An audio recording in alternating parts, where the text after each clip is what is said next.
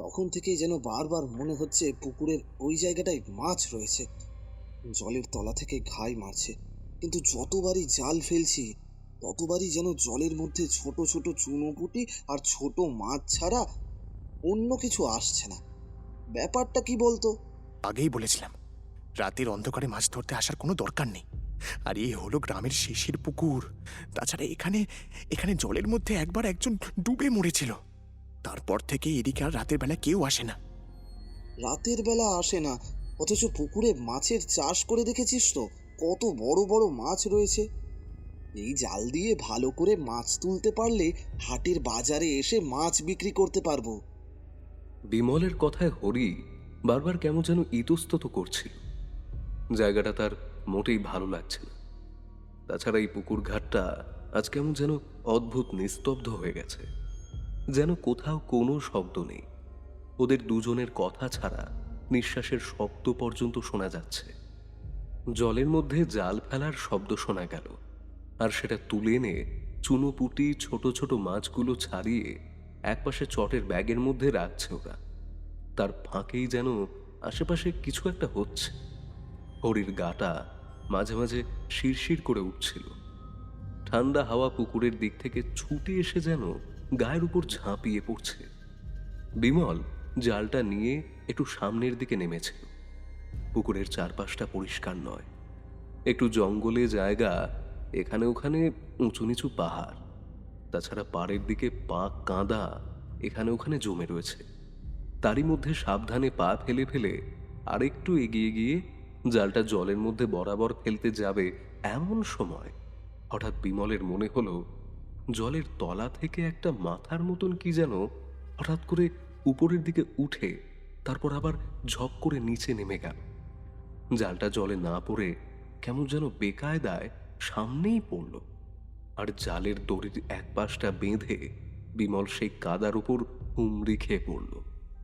ধরফর করে কাদার উপরে পড়তেই হরি উপর থেকে প্রায় চিৎকার করে উঠল। আরে কি হলো বিমল?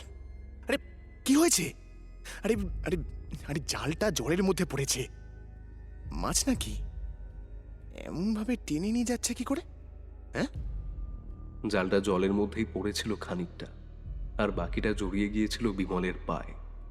হঠাৎ একটা প্রচন্ড টানে জালটা জলের ভেতরে গিয়ে পড়তেই বিমল খানিকটা হুমড়ি খেয়ে কাদার উপর যেন পিছল খেয়ে জলের মধ্যে গিয়ে পড়ল। মুখে কিছু বলার আগেই কাদার মধ্যে তার মাথাটা প্রায় ঢুকে গেল। নাকে মুখে এমনকি চোখে পর্যন্ত পাক মাটি ঢুকে মুহূর্তের মধ্যে বিমল অন্ধকার দেখল। চিৎকার করে বলার চেষ্টা করলো বিমল, হরি, আমাকে বাঁচা! আমি জলের দিকে চলে যাচ্ছি। জলের মধ্যে কেউ একটা আছে। কিন্তু বিমলের মুখ থেকে কথা বেরিয়ে এলো না। জলকাদার মধ্যে সেটা কেমন যেন আটকে যেতে লাগলো।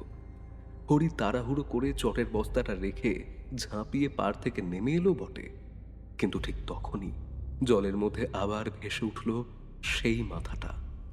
সাদা মনেহীন ফ্যাকাশে দুটো চোখ, আর তার সঙ্গে অদ্ভুত হাসি, যেন মুখের অংশটুকু ছাপিয়ে একেবারে কান পর্যন্ত টানা লম্বা লম্বা সাদা দাঁতগুলো আধো অন্ধকার আর জলের মধ্যে ঝিকঝিক করে উঠছে।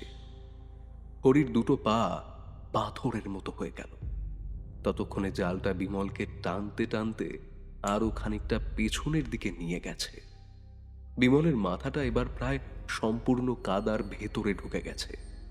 হরি চিৎকার করে উঠল, আরে আরে কে, আরে কে কোথায় আছো?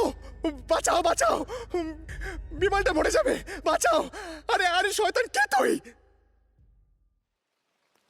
তারানাথ হেসে উঠে বলল, এই দেখো, আরে তোমাদের সঙ্গে কথা বলতে বলতে কখন যে বৃষ্টি নেমেছে খেয়ালই করিনি। এতক্ষণ আমরা কথা বলছিলাম, এবার তারানাথের কথায় বাইরের দিকে তাকিয়ে দেখলাম সত্যি সত্যি বৃষ্টি নেমেছে। আর শুধু তাই নয়, ঝমঝম করে বৃষ্টি পড়ছে। কিশোরী হেসে বলল, আমি তো আগেই বলেছিলাম আকাশের অবস্থা এমন যে বৃষ্টি হবে। আমার কথা তুমি কিছুতেই শুনলে না। আকাশের অবস্থা সেই সকাল থেকেই এমন হয়ে রয়েছে। তাছাড়া কাল রাতেও এমন মেঘ দেখেছিলাম, কি করে বুঝবো আমি যে এখানে আসার পরে এমনভাবে বৃষ্টি নামবে? আরে একটু সরে বসো, বৃষ্টির ছাড় তোমার গায়ে এসে লাগছে। কিশোরী আমার কথা শুনে একটু সরে বসল। ভেতরের দিকে তারানাথ বসে আছে। তার হাসিটা কমেছে। এতক্ষণ সে সিগারেটের লম্বা লম্বা টান দিয়ে চলেছিল। এইবার সে বলল, এই বৃষ্টির কথায় অনেকদিন আগের একটা ব্যাপার মনে পড়ে গেল, বুঝলে? সেইবার আমাদের গ্রামের পুকুরে একবার মাছ ধরতে গিয়ে যে জলপিশাচের হাতে এমন নাস্তানাবুদ হতে হয়েছিল, সেই কথা তো তোমাদের মনে আছে, তাই না? হ্যাঁ বলেছিলেন তো। তারপর সেই মাছের চার করার জন্য যে সর্ষে নিয়ে এসেছিলেন, সেই সর্ষে দিয়ে তারপর জল থেকে তাকে তাড়িয়েছিলেন, সেই কথা মনে থাকবে না? আজ অমন একটা গল্প বলুন তো ঠাকুর মশাই, এই তন্ত্র মন্ত্র ভূত করে তারপর এই মারণ চাটা, এই সমস্ত শুনতে শুনতে কেমন যেন একঘেয়ে হয়ে গেছে। আজ অন্যরকম একটা ভয়ের গল্প বলুন। ভয়ের গল্পই তো বলবো। এমন ভয়ের গল্প বলবো সে তোমরা ধারণা করতে পারবে না। সেবার পুকুর নিয়ে একটা ঘটনা ঘটেছিল। মাছ ধরতেও গিয়েছিলাম, তবে আগের বারের মতো নয়, একটু অন্য রকম। দাঁড়াও বলি। তারানাথের সিগারেটটা শেষ হয়ে গেছিল। আঙুলের টোকায় সিগারেটের অবশিষ্টাংশটুকু সে বাইরের দিকে ফেলে দিল। বৃষ্টিটা বেড়ে এসেছে, ঝমঝম করে শব্দ হচ্ছে, আর তার সঙ্গে মাঝে মাঝে ঠান্ডা হাওয়ায় ঘুরে ফিরে এসে তক্তাপোষের উপরে বৃষ্টির ঝাপটা এসে পড়ছে। আজ আমরা তাড়াতাড়ি এসেছি, তবে কিশোরীর কোথায় যাওয়ার আছে, তাই কিছুক্ষণ পরেই বেরিয়ে যেতে হবে। সে কথা আমরা তারানাথকে আগেই বলেছিলাম, তাই সে গল্পের কথা বলেন। গল্পগুজব করতে করতে এ কথাটা মাথায় এলো। কিশোরীর দিকে আমি চোখের ইশারা করতে সে বুঝিয়ে দিল, চলুন, অসুবিধে নেই। তাছাড়া বৃষ্টি না কমা পর্যন্ত যতই কাজ থাকুক না কেন, ছাতা নিয়ে এই বৃষ্টির মধ্যে বাইরে যাওয়া যাবে না। এবার সিগারেটটা শেষ হতে তারানাথ একবার গুছিয়ে বসল। একপাশে রাখা গামছাতে হাত মুছে নিল। ঘটির জল প্রায় শেষ, তাই বৃষ্টির জলের মধ্যেই হাত বাড়িয়ে হাতটা ধুয়ে নিয়েছিল সে। কারণ আজকে এমনভাবে গুছিয়ে বসতে দেখে বুঝতে পারছিলাম গল্পটা তার মনে মনে বেশ ভাবাই আছে। যদিও গল্প কথা তারানাথ তান্ত্রিক বলে না, সে যা বলে তা হলো তার জীবনে ঘটে যাওয়া অদ্ভুত অলৌকিক অভিজ্ঞতার কথা। বেশ কয়েক বছর আগেকার কথা। তখন আমি এখানেই থাকি, মানে কলকাতায়। চারি তখন বেশ বড় হয়েছে। একবার একটা কাজে আমায় বাংলাদেশের এক গ্রামে যেতে হয়েছিল। গ্রামের নামটা আমি বলছি না বিশেষ কারণে। তো এই গ্রামের নামটা কেমন ভজঘট, তা আমার মনেও থাকে না। চারির সেবার শরীর অসুস্থ হয়েছিল। ঠিক 4 দিনের চেষ্টায় তার শরীর ঠিক হয়েছে। তাই চারিকে নিয়ে একবার গিয়েছিলাম। আমারই এক পরিচিত থাকে সেই গ্রাম। সে জোর করল। এদিকে গরুর গাড়ির ব্যবস্থা সে করেছে। সে অর্থবান, জমি জমা চাষ করে ধানের ব্যবসা করে 2 পয়সা করতে পেরেছে। বাড়িঘর বেশ ভালো, মাটির উঁচু দালান ঘর, মাথার উপরে খড়ের চাল, তবে টালির ব্যবস্থাও আছে। বাড়ি চারপাশে বাঁশের বেড়া বাগান। শুধু তাই নয়, তার বাড়িতে গরু ছাগল হাঁস মুরগি এ সমস্ত কিছুই থাকে। বলতে পারো সে গ্রামে গৃহস্থ অর্থবান মানুষদের মধ্যে আমার সেই পরিচিত বন্ধু অর্থাৎ হর্ষবর্ধনের বেশ নাম ডাক রয়েছে। হর্ষবর্ধনের সঙ্গে পরিচয় ছিল আমার গ্রামে। সেখানে ছিল কার্তিকের বাড়ি। সেখানে এসে মাঝে মাঝে আমাদের বাড়িতেও আসতো। ঠাকুরদা বাবার কাছে গল্প টল্প শুনত। তো সেই সূত্রেই আমার সঙ্গে পরিচয়। তারপরে একবার তাদের গ্রামেও যেন ঘুরতে ঘুরতে গিয়েছিলাম, মনে আছে। সে যাই হোক, তো হর্ষবর্ধন আমায় তার সঙ্গে জোর করে নিয়ে গেল। সঙ্গে চারি ছিল। তোমরা তো জানো, কলকাতায় আসার পর তেমনভাবে কোথাও আমি খুব একটা যাওয়া পছন্দ করতাম না। এদিকে হর্ষবর্ধনের সঙ্গে তার স্ত্রী এবং তার একটি মেয়েও এসেছিল। তার মেয়ের বয়স আমাদের চারির মতোই, দুজনের মধ্যে বেশ ভাব। তাই ভাবলাম একটু ঘুরে আসি। শরীর অসুস্থ হয়েছে, কয়েকটা দিন ঘুরে এলে তারও ভালো লাগবে। তারপর সেখানে গেলাম। তাদের গ্রামে চারি আর হর্ষবর্ধনের মেয়ে মালতী সারাদিন প্রায় একরকম এটা ওটা নিয়ে ব্যস্ত থাকে। চারির শরীর যেমন সুস্থ হতে লাগলো, তেমন আমারও বেশ ভালো লাগলো। গ্রামে ঘুরে বেড়াই, এখানে ওখানে যাই। ধানের জমি, বাগান, পুকুর সব কিছুই আর আছে। কিন্তু একদিন আমি আর হর্ষবর্ধন একটা বাগানের কাজকর্ম দেখে ফিরে আসছি। এমন সময় একজন এসে দাঁড়াল। তাকে দেখে হর্ষবর্ধন বলল, আরে হরি, তুই আবার এসেছিস? তোকে তো বলেছি ওসব ভুল। আরে ওসব কোনো ব্যাপার নয়, তোরা চোখের ভুল করেছিস। আমার তো অন্য কিছু মনে হয়। মনে হয় তুই কোনোভাবে বিমলকে... মরা বাপ মায়ের দিব্যি খেয়ে বলতে পারি বাবু, আমি কিছু করিনি। আর আপনার ওই পুকুরে রাতের বেলা মাছ চুরি করতে গেছিলাম, সে ঠিক কথা, আমি স্বীকার করি। সেদিন ছুটে এসে তো আপনার কাছে এসেছিলাম। গেলাম তো দেখলাম যে জালটা পড়ে রয়েছে, কিন্তু বিমল নেই। তোর কথা শুনে ওই পুকুরে জাল দিয়ে তো দেখলাম, কোনো কিছু হলো? বিমল তো দূরের কথা, বিমলের টিকিটাও খুঁজে পেলাম না। তুই দেখেছিস বিমল পুকুরে পড়েছে, তারপর কোথায় চলে গেছে? তাছাড়া পুকুরে মাছ চুরি করতে গেছিস, এটা জানলে এমনিতেও তো তোদের কপালে দুঃখ ছিল। তোকে যে আমি কিছু বলিনি সেটাই বড় কথা। ওরই আমার দিকে তাকা। আমার পরনে সাধকের পোশাক তখন নয়, ধুতি পরা, তার উপর গায়ে একটা কাপড় জড়িয়ে রাখা। গ্রামগঞ্জের ব্যাপার, কিন্তু ও আমার দিকে বেশ কিছুক্ষণ তাকিয়ে থেকে কি যে হলো, সে আমার পায়ের উপর হুমড়ি খেয়ে পড়ল। প্রায় কাঁদতে কাঁদতে বলল, বাবু, বাবু আপনি বুঝতে পারছেন না, আমি আমি আমি রাতে ঘুমাতে পারি না। আপনি আপনি একটু আপনি একটু বোঝান না বাবুকে। রাতে রাতে আমার ঘুম হয় না, বারবার মনে হয় বিমল আমায় ডাকছে। ওই অমন ভয়ঙ্কর দৃশ্য চোখের সামনে ভেসে ওঠে। আমি একদিন মরেই যাব, আমি একদিন মরেই যাব এমন চলতে থাকলে। আপনারা কিছু একটা করুন, আপনারা কিছু একটা করুন। হর্ষবর্ধন তাকে তাড়িয়ে দিতেই যাচ্ছিল, কিন্তু আমার মায়া হল। বললাম, ও হরি, ব্যাপারটা কি হয়েছে আমায় খুলে বলো তো। তুমি এমন করছো কেন? আর বিমলের এ কি হয়েছে? আর হর্ষবর্ধন, হরির সমস্ত কথা না শুনে তুই বা এমন করছিস কেন? আমার কথার উপরে হর্ষবর্ধন কোনো কথা বলল না। হরি আমার সমস্ত কথা খুলে বলতে লাগলো। ও যা বলল তা মোটামুটি এরকম। সে আর এই গ্রামেরই একজন মিলে, তার নাম বিমল, দুজনে মিলে ওই হর্ষবর্ধনের একটা পুকুর আছে গ্রামের শেষের দিকে। সে পুকুরে মাছের চাষ করে সেখানে চুরি করতে গিয়েছে। সেখানে নাকি জলের তলা থেকে কেউ একটা উঠে বিমলকে জলের মধ্যে টেনে নিয়ে যায়। আর শুধু টেনে নিয়ে যায় না, জলের মধ্যে বিমলের নাকি এক ভয়ঙ্কর পরিণতি হয়েছিল। সে দৃশ্য দেখে হরি ছুটে এসে গ্রামে খবর দেয়, কিন্তু লোকজন আলো লাঠি হাতে নিয়ে গিয়ে কিছুই দেখতে পায় না। এমনকি ওই পুকুরের জাল দিয়েও নাকি কোনো কিছু খুঁজে পাওয়া যায় না।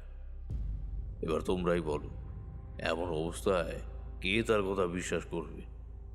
কিন্তু কেন জানি মনে হচ্ছে আপনি তার কথা বিশ্বাস করেছিলেন, তাই না? তার কথার মধ্যে কি যেন একটা ছিল। শুনতে পেলাম এই ঘটনা ঘটেছে প্রায় মাসখানেক আগে। তাছাড়া গ্রামের ওই দিকটায় লোকজনের খুব একটা যাওয়ার প্রয়োজনও পড়ে না। একদম গ্রামের শেষে দিক, ওই পাশ দিয়ে কোনো রাস্তাও নেই। ধানের জমির আলপথ পেরিয়ে তারপরে জঙ্গলে জায়গা আছে সেই পুকুরের জায়গা। হর্ষবর্ধন কেন জায়গাটা নিজের হস্তগত করে রেখেছে সেটা পরে বুঝতে পেরেছিল। জল ভালো, বেশ মাঝারি আকারের পুকুর, মাছের চাষ হয় ভালো, কিন্তু সেসব পরে দেখতে পেয়েছিলাম। হরির মুখে সব কথা শুনে বললাম, কিন্তু ওখান থেকে তাহলে তুমি ফিরে এলে কি করে হরি? বিমল মারা গেল অথচ তুমি সেখান থেকে বেঁচে গেলে। ও আমাকেও মারতো, আমি তো পুকুরের পাড়ে ছিলাম না, আমি ছিলাম উপরের দিকে। চটের বস্তায় মাছ নিয়ে সেখানে অপেক্ষা করছিলাম। বিমলকে ডুবতে দেখে নেমে গিয়েছিলাম বটে, কিন্তু মূর্তিটাকে দেখে আর সাহস করতে পারিনি, ছুটে চলে এসেছি। আপনি আমার কথা বিশ্বাস করুন বাবু, একবার একবার একবার রাতের বেলা ওই পুকুরের পাড়ে গেলে বুঝতে পারবেন। এর আগে কতবার গেছি, আরে মাছের চাষ করি ওখানে আমি। আমাকে দিনে রাতে সন্ধ্যায় সবসময় যেতে হয় ওখানে। রাতের বেলা কই আমার লোকেরা তো কখনো কিছু দেখতে পায়নি। বাবু, আপনারা তো গেছেন এমনি এমনি, মাছ ধরতে যাননি। বিমল মাছ ধরতে গিয়েছিল, মাছের লোভ করেছিল, হয়তো তার জন্যেই ওকে নিয়ে গেছে। আর যাকে আমি দেখেছিলাম তার দুটো হাত নেই, খালি মাথা আর শরীরটা দেখতে পেয়েছিলাম আমি। হরির কথায় আমি অবাক হলাম। হাত নেই কেন বলতে যাবে? একবার মনে করো, কেউ যদি কোনোভাবে মিথ্যে কথা বলে ভয় দেখিয়ে কিছু একটা বিশ্বাস করাতে চায়, সে যত বেশি পারবে ভয়ঙ্কর কথা বলার চেষ্টা করবে, তাই না? তার বদলে হাত নেই এমন একটা অদ্ভুত কথা সে কেন বলবে? তাই বললাম, ঠিক আছে, তাহলে ওই পুকুরে আমি মাছ ধরতে যাব, তারপর দেখবো ওখানে কি আছে। কিন্তু হরি, তোমার কথা যদি মিথ্যা হয় তাহলে কিন্তু... আপনি বাবু আমার কথা বিশ্বাস করুন, যদি আমার কথা মিথ্যা হয় তাহলে আপনি যা বলবেন আমি তাই করব, আপনার কোনো চিন্তা নেই। এরপর আর কিছু বলা যায় না তাকে। আমার কথায় হর্ষবর্ধন যেন নির্মরাজির হলো, তবে আগে পুকুরটা দেখবো বলে ঠিক করলো। তখন হর্ষবর্ধন বলল, শুধু শুধু দেখে আর কি হবে? বাড়িতে দুটো বড় বড় ছিপ আছে, চল আজকে দুপুরে তাহলে মাছ ধরতে বসি। অনেকদিন তো মাছ ধরা হয়নি, তুইও মাছ ধরিস না, আজ দুপুরটা তাহলে ভালোভাবে কেটে যাবে। মনে প্রফুল্ল হলো। সে গ্রামের পুকুরে, তারপর ওখানে ওখানে অনেক সময় অনেক মাছ ধরেছি, বড়শিতে, হাতে, জালে। কিন্তু সেসব অনেক দিনেরও কথা, কোথায় যেন ফেলে এসেছি। চারি মালতীর সঙ্গে এবং হর্ষবর্ধন ও স্ত্রীর সঙ্গে বেশ ভালোই রয়েছে। একা একা বাড়িতে থাকে, এখানে এসে দুই মেয়ে মানুষকে সঙ্গে পেয়েছে, তার জন্য সোনায় সোহাগা অবস্থা। হরিকে পাঠিয়ে দিয়ে আমরা দুজনে মিলে দুপুরে খাওয়া দাওয়া সেরে ছিপ নিয়ে বাইরে বেরোতে যাব। এমন সময় কোথা থেকে যেন চারি এসে উপস্থিত হলো। কিছুক্ষণ অবাক হয়ে আমার দিকে তাকিয়ে দেখলো, তারপরে বলল, মাছ ধরতে যাচ্ছ? যেও না, ওই পুকুরে মাছ ধরতে যেও না গো। অবাক হয়ে গেলাম। চারি অদ্ভুতভাবে তাকিয়ে রয়েছে আমার হাতের ছিপটার দিকে। আমি বারান্দার কাছে দাঁড়িয়ে আছি, হর্ষবর্ধন ভেতরে একটু পরেই বেরোবে। আমি বললাম, কেন মা, কি হয়েছে? আমি আর হর্ষবর্ধন যাব পুকুরে মাছ ধরতে, এই গ্রামেরই পুকুর, যাব, বিকেলের মধ্যে চলে আসবো আবার। কেন, তোর কি হয়েছে? বললাম না যেও না, শোনো না আমার কথা একটু, ওখানে মাছ ধরতে যেও না, রাতের বেলাও কিন্তু ওখানে যেও না। চারি অদ্ভুতভাবে তাকিয়ে রয়েছে আমার হাতের ছিপটার দিকে। তার দুটো চোখের পাতা যেন স্থির, চোখের পলক পড়ছে না। বরদুপুর তখন, বাইরে রোদের আলো ঝকঝক করছে, একটু গরম বলা চলে।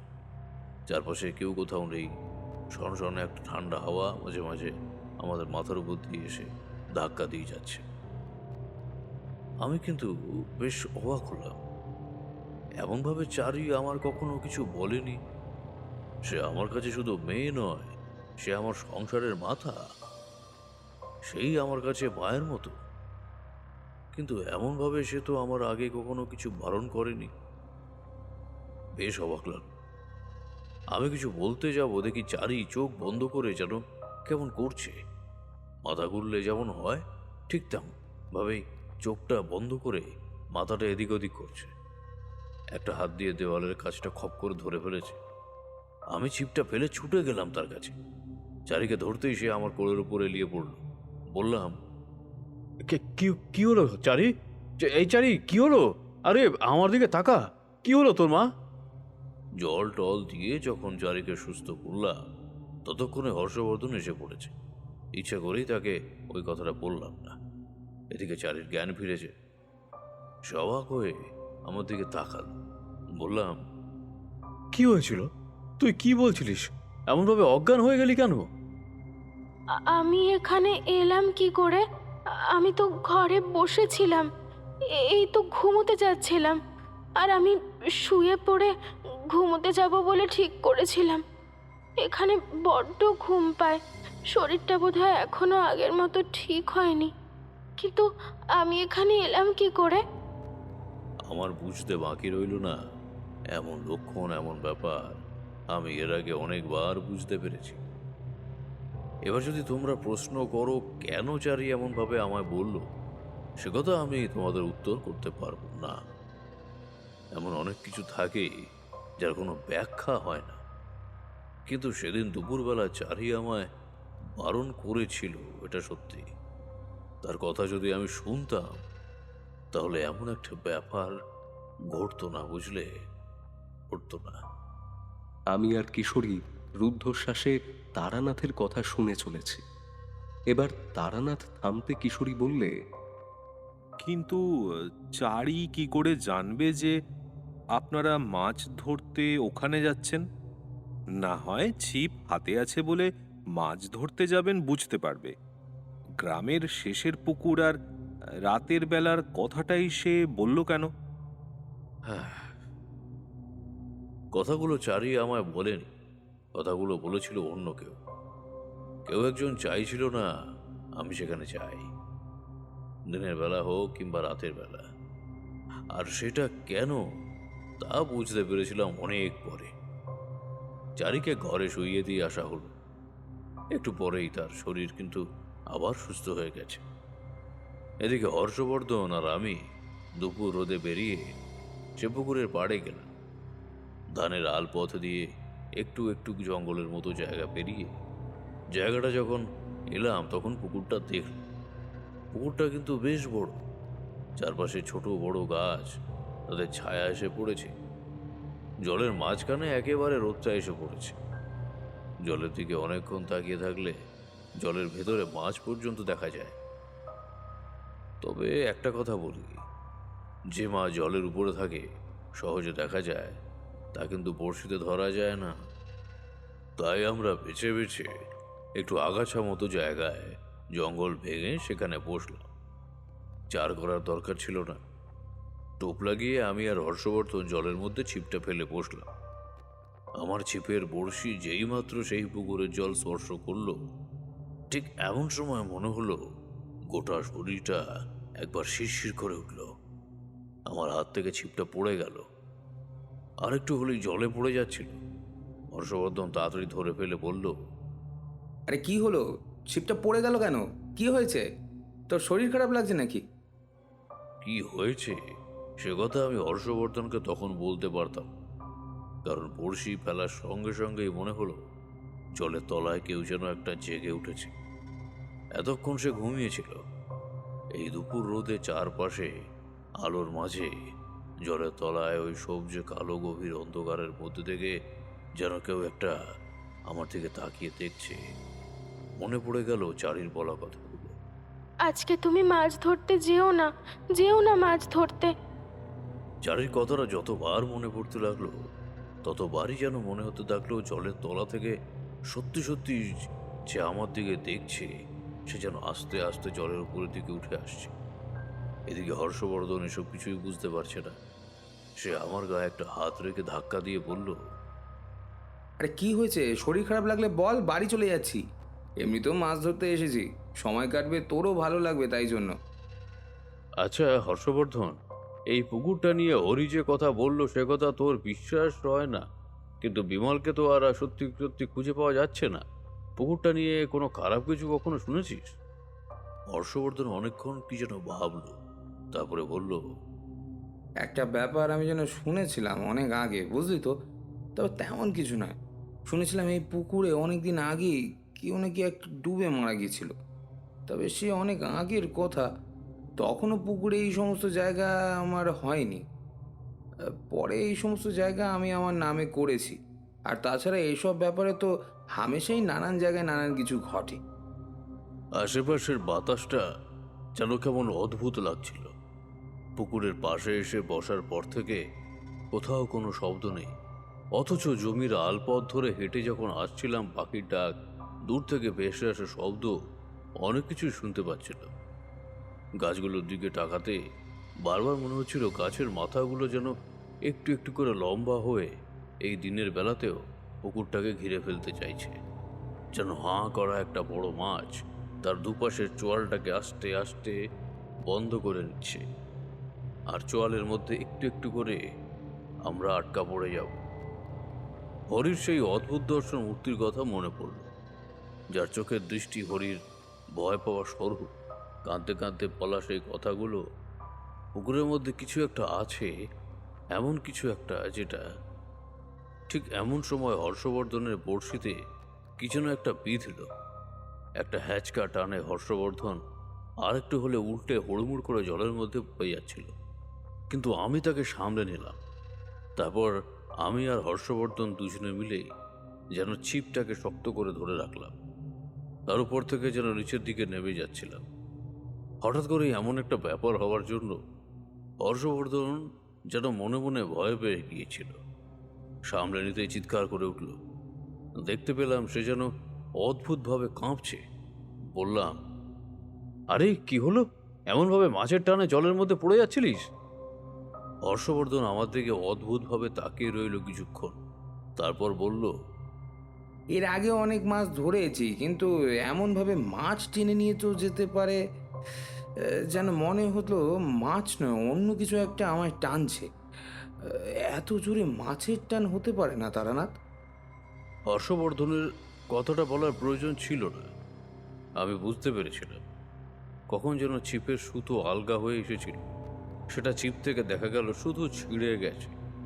তখনই সেখান থেকে হর্ষবর্ধনকে নিয়ে উঠে এলাম। সে একটা কথাও বলল না।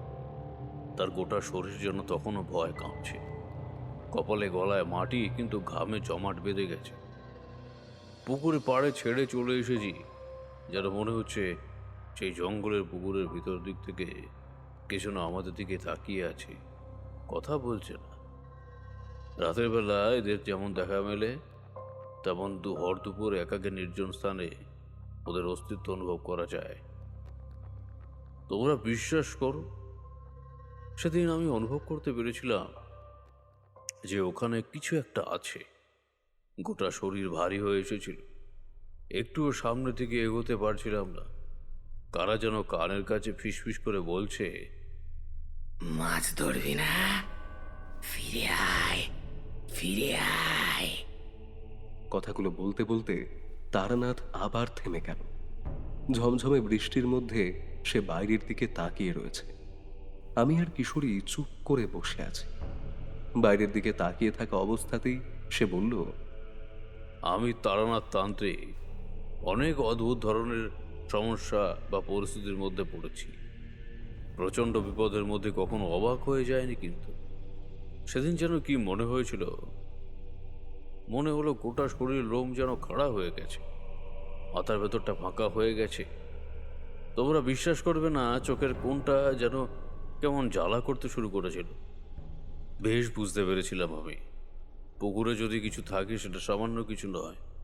হর্ষবর্ধনকে নিয়ে সেই জঙ্গলের জায়গা পেরিয়ে মাঠের আলপথ ছেড়ে যখন গ্রামের পথে এসে নামলাম, তখন যেন গাটা একটু হালকা হলো। হর্ষবর্ধন বলল, ভাই তারানাথ, ওই হরি বোধহয় মিথ্যে কথা বলেনি। এর আগে অনেক পুকুরে আমি মাছ ধরেছি, কিন্তু এখানে কোনোদিনও আসিনি। আজ ইচ্ছে করেই তোকে নিয়ে এসেছিলাম, কিন্তু এখন অন্যরকম লাগছে। ওখানে কেমন যেন লাগছিল। ততক্ষণে আমার চোখ চলে গেছে হর্ষবর্ধনের ছিপের ছিঁড়ে যাওয়া সুতোটার দিকে। অবাক হয়ে সেদিকে তাকিয়ে দেখে মনে হলো সুতোটা বড়শির কাছ থেকে নয়, মাঝামাঝি জায়গা থেকে ছিঁড়ে গেছে। মাছ সুতো ছেড়ে নিয়ে যেতে পারে, স্বাভাবিক, কিন্তু ভালো করে দেখে মনে হলো আরো শক্ত কি যেন দাঁত বের করে সুতোটা কেটে দিয়েছে। আর কিছু বললাম। বাড়ি ফিরে এসে চারিকে স্বাভাবিক দেখে মনের ভেতর একটা খটকা লাগলো। চারি তার মানে সত্যি সত্যি আমায় সাবধান করে দিয়েছিল। পরে চারি নিজে নয়, তার মধ্যে দিয়ে অন্য কিছু একটা আমার সাবধান করেছিল। কিন্তু কেন? মনের ভেতর অনেক কিছুই চলতে লাগলো। সেদিন সন্ধ্যার দিকে হরি আবার এলো। হর্ষবর্ধনই তাকে ডেকে এনেছে। সেদিনের কথা হরি আমায় ভালো করে খুলে বলল। বিমলের থুতনি গাছ থেকে বাঁশের গোঁজ ঢুকে একেবারে মুখ থেকে বেরিয়ে এসেছিল, অথচ আমাদের মানুষের হাড় কিন্তু বেশ শক্ত। সামান্য বাঁশের কোঁচ থুতনি থেকে ঢুকে গেলে গলা ভেদ করে এত সহজে উপরে আসতে পারে না। হরি বলল, আমায় বাঁচান বাবু, ওখানে কিছু একটা আছে। তাই জন্য আমি রাতে ঘুমাতে পারি না। বারবার বিমলকে দেখতে পাই। আর আর আর আর যেন মনে হয় ও ও ও আমায় ডাকছে। কতবার রাতের বেলা ঘুম ভেঙে বাইরে বেরিয়ে গিয়েছি। আমার বউ শেষ পর্যন্ত না ধরলে হয়তো হাঁটতে হাঁটতে পুকুর পাড়েই চলে যেতাম। একদিন তো প্রায় গ্রামের শেষ পর্যন্ত চলে গিয়েছিলাম। যদি ভেতরে ঢুকে পড়তাম তাহলে আর আমায় দেখতে পেতেন না। হরির ভয় পাওয়াটা স্বাভাবিক। হর্ষবর্ধনের ভীষণ জ্বর ছিল বিকেলের পর থেকেই। কবিরাজ দেখিয়ে কোনো রকমে সে সুস্থ হয়েছিল। এবার হর্ষবর্ধন গম্ভীর মুখে বলল, এবার তো আর ব্যাপারটা সহজে ছেড়ে দেওয়া যাচ্ছে না তারানাথ। কি করা যায় বলতো? রাতের বেলা একবার যাবি নাকি? ওই পুকুর পাড়ে রাতের বেলা একবার গিয়ে দেখা দরকার। দিনে তো কিছুই দেখতে পেলাম না, রাতে যদি কিছু দেখা যায়। রাতের কথা শুনে আমি চমকে উঠেছিলাম। মনে পড়েছিল চারি রাতে যাওয়ার কথা আমাদের বারণ করেছে। কিন্তু জিনিসটা তো দেখা দরকার। দিনে অনুভূতি করা যেতে পারে, কিন্তু কোনো কিছু দেখা যাবে না। তার জন্য সঠিক সময় হলো রাত। তাছাড়া হরি আর বিমল তো রাতের বেলা ওইখানে গিয়ে কিছু একটা দেখেছিল। তাই অনেক বাধা মন থেকে থাকলেও আমি সম্মতি জানালাম। হর্ষবর্ধন কথাটা চোখের মাথায় বলে ফেললেও পরে অনেকটা ইতস্তত করে সিদ্ধান্ত নিল। শেষমেশ হরি বোধহয় নিজেকে বাঁচাবার জন্যই আমাদের সঙ্গে যেতে রাজি হলো।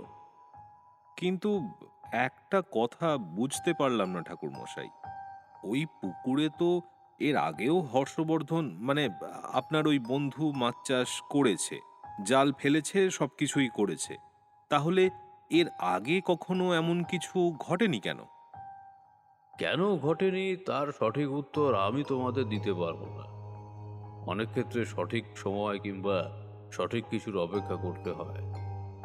এই যে বিশেষ বিশেষ কিছু সাধনার জন্য আমরা তিথির জন্য অপেক্ষা করি, তেমনভাবেই অনেক ঘটনা বিশেষ বিশেষ কিছু সময় দেখা যায়।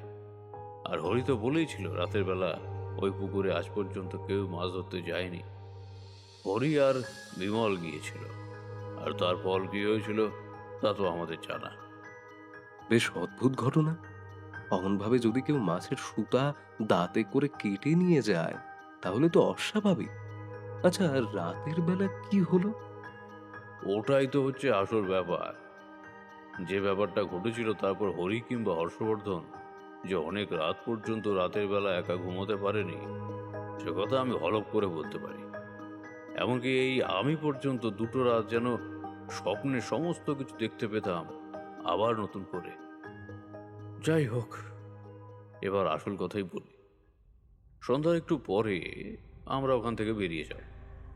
হর্ষবর্ধন কি একটা কাজে গিয়েছে, ফেরার সময় সে হরিকে নিয়ে আসবে। মালতী, হর্ষবর্ধনের স্ত্রী, চারি এবং আমি সবাই খাওয়া দাওয়া করে ফেলেছি। হর্ষবর্ধন এসে খেলেই আমরা চুপি চুপি বেরিয়ে পড়ব। চারি ঘরে ছিল। আমি কি একটা কারণে ঘরে ঢুকতেই দেখি চারি জানালার কাছে দাঁড়িয়ে আছে, জানালাটা খোলা। ওদিকে বাইরে অন্ধকার দেখা যায়। আমি ঘরের ভিতর ঢুকেছি, পায়ের শব্দ পেয়ে চারি মুখ তুলে আমার দিকে তাকাল। আর আমি অবাক হয়ে দেখতে পেলাম তার দুটো চোখ বন্ধ, মুখটা হাঁ করে খোলা অদ্ভুতভাবে। আমি চমকে উঠে ঘরের ভেতরে ঢুকতে যাব, আবার শুনতে পেলাম চারির মুখ থেকে বেরিয়ে আসছে সেই কণ্ঠ। অদ্ভুতভাবে চারি বলল, তোকে বলেছিলাম পুকুর পাড়ে যেতে না। আমার কথা কেন শুনলি না? রাতের বেলা ওখানে যাবি না, ওখানে গেলে হর্ষবর্ধনের বিপদ ঘটবে। আমি কিছু বলতে পারলাম না। এমন সময় একটা পায়ের শব্দ শুনতে পেলাম। ওপাশের ঘর থেকে কেউ এদিকে হেঁটে আসছে। হর্ষবর্ধনের মেয়ে মালতীর গলা শুনতে পেলাম। সে চারিকে ডাকছে। আমি একবার মাত্র মুখটা ফিরিয়েছিলাম ওপাশে। সামনের দিকে তাকিয়ে দেখি ঘরের মধ্যে চারি নেই। আশ্চর্য, একটু আগে তো জানালার কাছে দাঁড়িয়েছিল, দেখতে পেলাম নিজেই। কোথায় গেল? ঘরের মধ্যে ঢুকে পড়বো কিনা ভাবছি, এমন সময় দেখি পাশের ঘরের দরজা থেকে চারি আর মালতী কথা বলতে বলতে বেরিয়ে আসছে। কিছু যেন একটা নিয়ে ওরা কথা বলছিল। আমায় এমনভাবে দাঁড়িয়ে থাকতে দেখে চারি বলল, আচ্ছা, কি হয়েছিল বলো তো আমার বাবা? দুপুরবেলা অমনভাবে আমি জ্ঞান হারিয়ে ফেলেছিলাম কেন? আসল কথাটা চেপে গিয়ে আমি বললাম, নতুন জায়গা, তাছাড়া শরীরটা ভালো নেই, তার জন্য তো এখানে ঘুরতে নিয়ে এলাম। একটু পরেই হর্ষবর্ধন চলে এলো। তার সঙ্গে বেশি কথা না বাড়িয়ে খাওয়া দাওয়া সেরে আমরা তিনজন মিলে সেখান থেকে জমির আল পর্যন্ত গিয়ে পৌঁছালাম। হরি ইতস্তত করছিল, আমি তাকে মনে সাহস দিলাম। তিনজনে মিলে পুকুরের পাড়ে এসেছি। এখন কিন্তু পুকুর পাড়টা অন্যরকম লাগছিল। দুপুরের মতো সে নিঝুম ভাব, তার উপর চারপাশের গাছগুলো চেপে থাকা, কোনো কিছুই নয়। যে ঘাটের কাছে বিমলের সঙ্গে তেমন ব্যাপার ঘটেছিল, সেইখানে এসে হরি কাঁপা কাঁপা গলায় বলল, ওই যে ঠাকুর মশাই, ওইখানটায় বিমল নেমেছিল। আমি যেন এখনো দেখতে পাচ্ছি বিমল ওখানে কাদার মধ্যে ঢুকে আমার জন্য চিৎকার করছে। ব্যাপারটা কি ভালো করে দেখার জন্য হর্ষবর্ধন সামনের দিকে খানিকটা এগিয়ে গিয়েছিল। আমি আর হরি পুকুর পাড়ের কাছে দাঁড়িয়ে আছি। জায়গাটা অন্ধকার, ভালো করে দেখা যায় না। চাঁদের আলো এসে পড়েছে বটে, তবে আগেই বলেছি তার পাশে বড় বড় গাছের ছায়া সেখানে অন্ধকার মতো হয়ে রয়েছে। হর্ষবর্ধন কিছু একটা দেখতে গিয়ে সামনের দিকে ঝুঁকেছে, এমন সময় পিছলে গিয়ে নিচের দিকে গিয়ে পড়ল জলকাদার মধ্যে। সে পড়তেই যেন হর্ষবর্ধন বলল, ভালো করে দেখতে পেলাম না, আর কি যে হলো। এমন সময় জলের মধ্যে একটা মাছ যেন লাফিয়ে উঠল। শুধু মাছ নয়, বেশ বড় সড়ো সাইজের একটা মাছ লাফিয়ে একদম জল থেকে কাদার কাছটা এসে অল্প জলের কাছে খাবি খেতে লাগলো। ওইটুকু জলে সে সাঁতার কাটতে পারবে না। তাছাড়া ওই জায়গাটা একটু গোল মতো হয়ে রয়েছে, অর্থাৎ পুকুরের পাড়ে দেখবে জল কাদা জমলে ছোট ছোট গর্তের মতো তৈরি হয়, তেমনই জায়গা। ব্যাপারটা দেখে হর্ষবর্ধন এগিয়ে গেল। আমি কিছু বলে ওঠার আগেই দুই পা সামনের দিকে এগিয়ে গিয়ে হরি চুপ করে রয়েছে। আমার বুকের ভেতর যেন কেমন পড়ছে, কিন্তু হর্ষবর্ধনকে বাধা দিতে পারছি না। এই পুকুর পাড়ে আসার পর সেই অদ্ভুত ব্যাপারটা আবার হলো। হর্ষবর্ধন বলতে লাগলো, আরে একেই বোধহয় বলে কপাল। এত বড় একটা মাছ তো পেলাম, মাছটা নিয়ে যাই। আজকে তো আর হবে না, কাল সকালে এই মাছ রান্না হবে, বুঝলি। হর্ষবর্ধন দুটো পা সামনের দিকে এগিয়ে গেছে। তার পরনে ধুতি, গায়ে সাদা রঙের একটা পাতলা জামা। হাত বাড়িয়ে মাছটাকে তুলতে যাবে, ঠিক এমন সময় মাছটা লাফিয়ে পড়ল। ওই গোল জায়গাটা থেকে একটু সামনের দিকে হর্ষবর্ধন প্রথমবার পারল না, দ্বিতীয়বার আবার লেজের কাছটা ধরল, কিন্তু তার হাত থেকে ছিটকে আরেকটু সামনের দিকে চলে গেল। আমার বুকের ভেতরটা দুরু দুরু করতে শুরু করেছে। হরি পাশ থেকে বলছে, ঠাকুর মশাই, বাবুকে বারণ করুন। ঠাকুর মশাই, ও কিন্তু টেনে নিয়ে যাচ্ছে। হরির কথাটা শেষ হয়েছে কি হয়নি, ঠিক এমন সময় একটা অদ্ভুত ব্যাপার ঘটল। ঠিক জলের মাঝামাঝি জায়গায় যেন একটা বুদবুদ উঠতে শুরু করেছে জলের মধ্যে। বড় সড়ো মাছ, কিন্তু অন্য কিছু থাকলে যেমন বুদবুদ উঠতে পারে ঠিক তেমনটাই। আর বুদবুদটা যেন ধীরে ধীরে পাড়ের দিকে এগিয়ে আসতে লাগলো। এখানে একটা ব্যাপার হয়েছিল।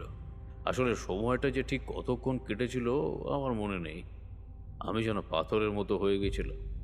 হরি আমার পাশে দাঁড়িয়ে কথা বলে চলেছে, আমি কিছু শুনতে পাচ্ছি না। কি যে হচ্ছে কিছু বুঝতে পারছি না।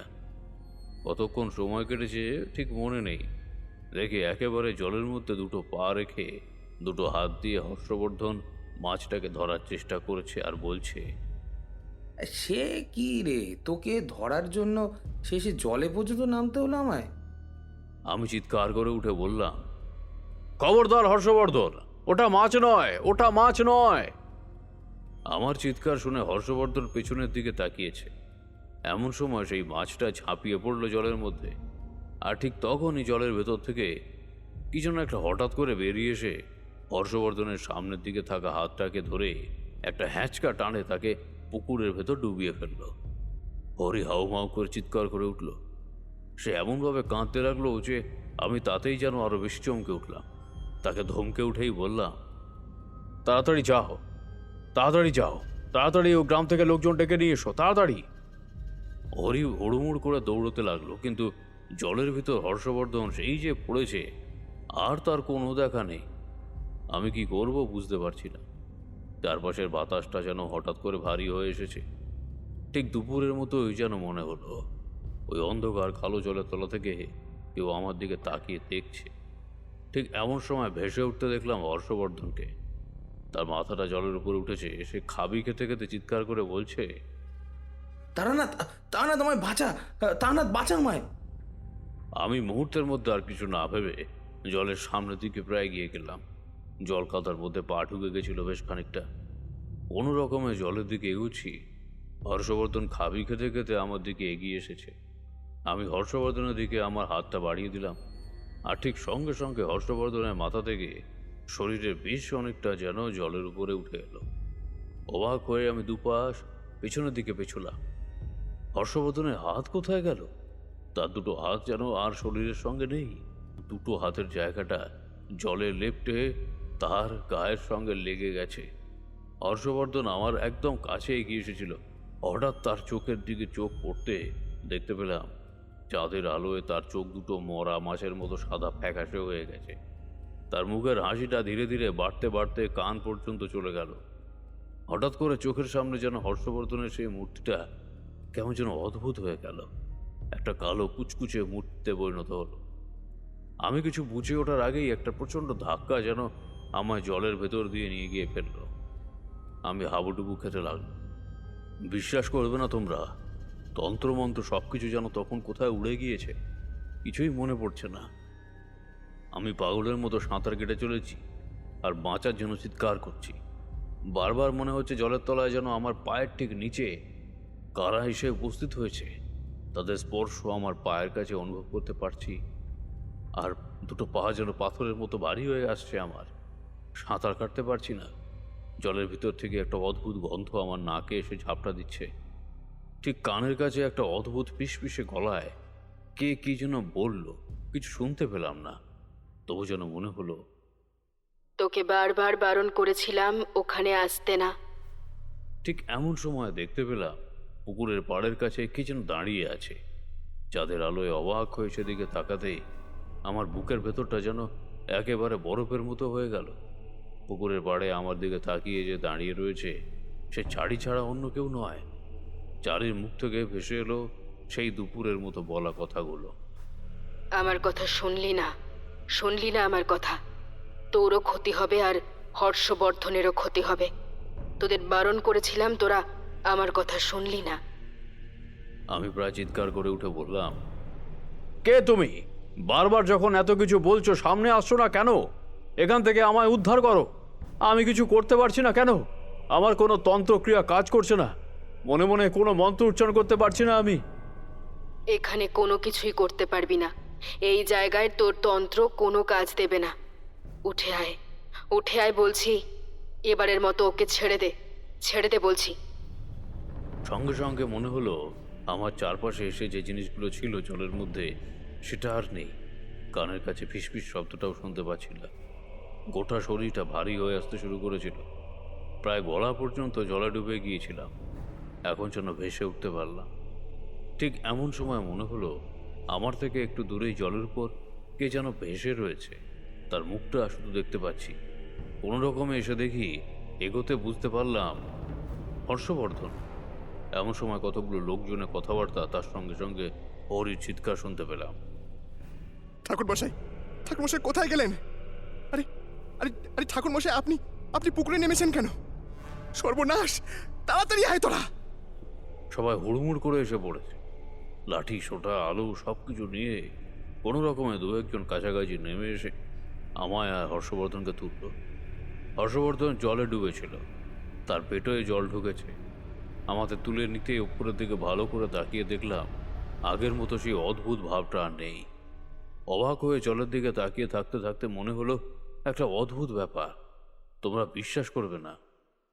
বৃষ্টি কমে গেছিল, আমরা উঠি উঠি করছি। এমন একটা অদ্ভুত ভয়ের গল্প আমরা এর আগে কমই শুনেছি। কিন্তু কিশোরী বলল, একটা কথা বলবো ঠাকুরমশাই, আপনার এই গল্পটা কিন্তু আমরা অবিশ্বাস করিনি। মাঝে মাঝে অনেক কথাই বিশ্বাস হয় না ঠিক, কিন্তু এটা যেন মনে হলো হতে পারে। কিন্তু আপনি যে কথাটা ভেবেছিলেন সেটা কি? তারানাথ বাইরের দিকে তাকিয়ে রইল কিছুক্ষণ। তারপর আস্তে আস্তে বলল, হর্ষবর্ধনকে তুলে দিয়ে যখন জলের দিকে তাকালাম, সে কালো অন্ধকার জলের ভেতর দিকে তাকিয়ে মনে হলো পুকুরের ঠিক মাঝখানে কি যেন বসে আছে, দুটো হাঁটু জড়ো করা, দুটো হাত দিয়ে তার হাঁটুটাকে শক্ত করে ধরা, আর সেইভাবেই সে ওপরের দিকে তাকিয়ে আমার দিকেই দেখছে। কিন্তু ওই পুকুরে জলের তলায় কে ছিল সে কথা আমি কোনোদিন জানতে পারিনি। এমনকি চারির রূপ নিয়ে বারবার কে আমাদের কাছে এসে সাবধান করেছিল এবং সেই পুকুর পাড়ে আমাদের সামনে কে এসেছিল সে ব্যাখ্যা আমি কোনোদিনও খুঁজে পাইনি। তবে হ্যাঁ, সেই দৃশ্যটা অনেকদিন পর্যন্ত আমার মনে ছিল। জলের তলায় খালি গায়ে উবু হয়ে বসে থাকা একটা মানুষ, তার কান পর্যন্ত এঁটো করা একটা অদ্ভুত হাসি। গল্প শেষ হলো। বৃষ্টি কমে গেছে, তাড়াতাড়ি রওনা দেওয়া দরকার। আকাশটা এখনো কালো হয়ে আছে। সত্যি এমন অদ্ভুত গল্প কিন্তু তারানাথ এবং হর্ষবর্ধনকে রক্ষা করেছিল, সেটা জানতে পারলাম না বলে মনটা খচখচ করতেই থাকত।